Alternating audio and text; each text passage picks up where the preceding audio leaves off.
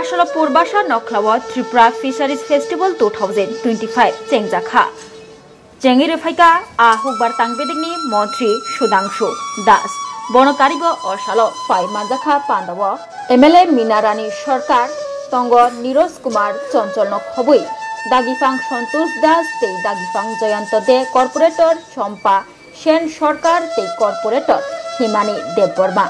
ধন্যবাদ জানাবো এত সুন্দর ফেস্টিভ্যাল আয়োজন করার জন্য। আমার মনে আছে গত বছর আমরা মাননীয় মুখ্যমন্ত্রীর হাত ধরে এখানে ফিশ ফেস্টিভ্যাল উদ্বোধন করেছিলাম এবং এই বছর নিয়ে এটা তৃতীয় বছরে পা রেখেছে। গত বছর পর্যন্ত ফিশ ফেস্টিভ্যাল আমরা রাজ্যভিত্তিক করেছি।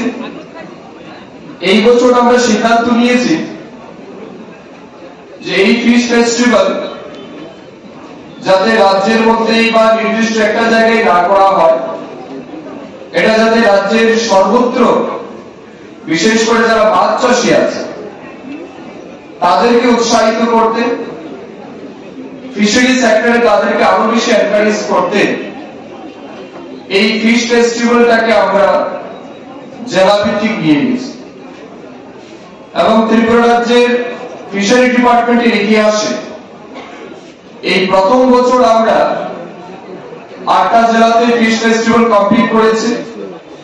তারপর আজ আমরা রাজ্যভিত্তিক ফিশ ফেস্টিভ্যাল করছি। কেন এই ফিশ ফেস্টিভ্যাল করা হচ্ছে?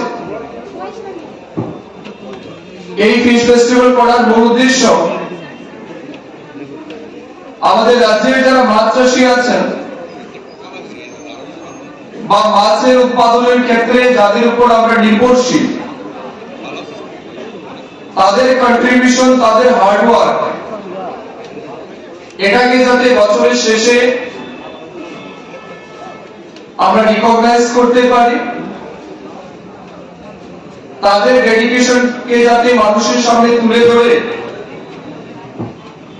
আরো অন্যান্য যারা চাষী আছে তাদেরকে আমরা উৎসাহিত করতে পারি এবং তাদের কাজের জন্য সমানুপাতিক সম্মান প্রদর্শন যাতে ফিশারি ডিপার্টমেন্ট করে, এই উদ্দেশ্য নিয়ে কিন্তু আমরা এই ফিশ ফেস্টিভ্যালের আয়োজন করেছি।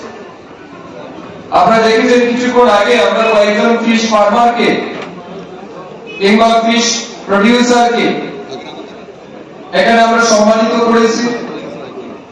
আরো কয়েকজনকে আমরা পরবর্তী সময় করব এবং জেলাভিত্তিক যতগুলি ফিশ ফেস্টিভ্যাল হয়েছে প্রত্যেকটা ফিশ ফেস্টিভ্যালে কিন্তু জেলাভিত্তিক কিংবা ব্লক লেভেলে যারা প্রোগ্রেসিভ ফার্মার রয়েছে, যারা ফিশারি সেক্টরে এন্টারপ্রেনিউর রয়েছে, তাদেরকেও কিন্তু সম্মানিত করার কাজ ফিশারি ডিপার্টমেন্ট করেছে এবং তাদেরকে যথোপযুক্ত সম্মান প্রদান করার কাজ আমরা হাতে নিয়েছি। আমরা বিশ্বাস করি এই ইনিশিয়েটিভের ফলে আমাদের রাজ্যের যারা মাছ চাষী আছে তারা আরো ফার্দার মোটিভেশন পাবেন, এনকারেজমেন্ট পাবেন।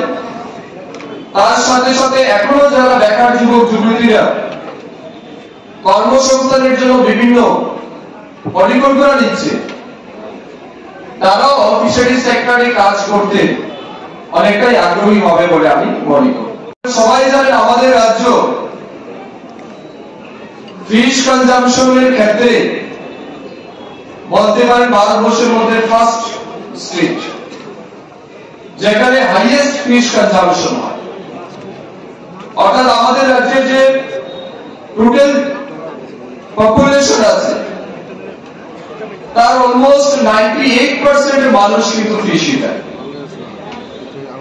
অর্থাৎ শতকরা 98% মানুষ মাছ খায়।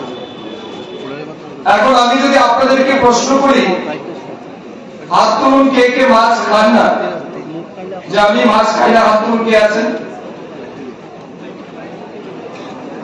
তার মানে এই মেলা প্রাঙ্গণে যারা উপস্থিত আছেন তার 100% লোক ফিশ ইটার।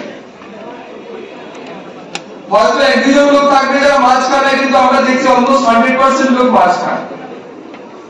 তার মানে আপনারা বুঝতেই পারছেন যে আমাদের রাজ্যে মাছের ডিমান্ডটা কি পরিমাণে আছে। তো এটা খুব সহজে অনুমেয় যে আমাদের রাজ্যে মাছের চাহিদাটা অনেক বেশি অন্যান্য রাজ্যের তুলনায়। এখন প্রশ্ন হচ্ছে আমাদের রাজ্যের চাহিদা অনেক বেশি, তাহলে প্রোডাকশন কেমন আছে?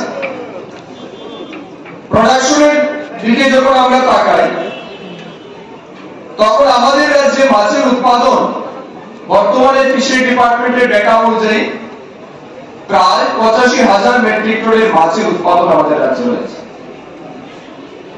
এই 85,000 মেট্রিক টন মাছ সারা রাজ্যে আমাদের culture fishery and capture fishery, অর্থাৎ আমাদের নদী নালা খাল বিল থেকে যে মাছটা ক্যাপচার করে বা মাছ ধরে আনে মাছ মৎস্যজীবীরা, সেটার পরিমাণ যদি আমরা ধরি, আর আমাদের বিভিন্ন জলাশয় কিংবা পুকুরে, বাড়ির পুকুরে বা অনেক ফার্মাররা যেটা উৎপাদন করে সেটাকে মিলিয়ে টোটাল আমাদের 85,000 মেট্রিক টন মাছের উৎপাদন করেছে।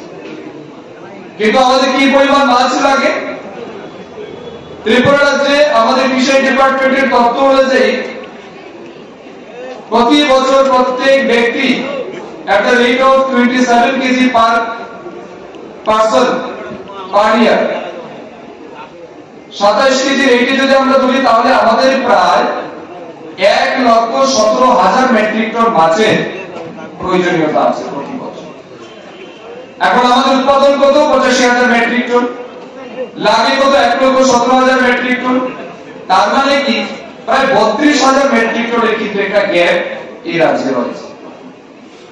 এই গ্যাপ পরিমাণের মাছ যেটা আমাদের রাজ্যে প্রোডাকশন নেই, বাইরে আমাদের গ্যাপ রয়েছে, সেটা আমরা আমাদের নেবারিং স্টেট বা neighbouring country like Bangladesh, neighbouring state like Paschimbanga, Andhra Pradesh, এই সমস্ত জায়গা থেকে আমাদের রাজ্যে মাছ আসে। তারপরে কি আমাদের রাজ্যের 100% যোগান পূরণ হয়। কিন্তু আমি মনে করি বর্তমান সময়ে যেভাবে চাহিদা বাড়ছে এটাও কিন্তু সাফিসিয়েন্ট না, কারণ মাছের যোগানটা আনলিমিটেড আমি দেখেছি, চাহিদাটা আনলিমিটেড। দেখবেন এখানে যদি আমি জিজ্ঞেস করি সকালবেলা আমাদের এখন প্রেমের মরশুমে স্বর্ণকমল জুয়েলার্সের নিবেদন শুধু তোমারই জন্য। অফারটি চলবে 28 জানুয়ারি থেকে 15 ফেব্রুয়ারি। পান সোনার মজুরিতে 25% ছাড় ও হীরের মজুরিতে 100% ছাড়। লাকি ড্রতে আছে 10টি হোম অ্যাপ্লায়েন্সেস জেতার সুযোগ। চলছে গ্র্যান্ড ডায়মন্ড ফেস্টিভ্যাল, শর্তাবলী প্রযোজ্য। আসুন স্বর্ণকমল জুয়েলার্স, আগরতলা, উদয়পুর। দোকান প্রতিদিন খোলা।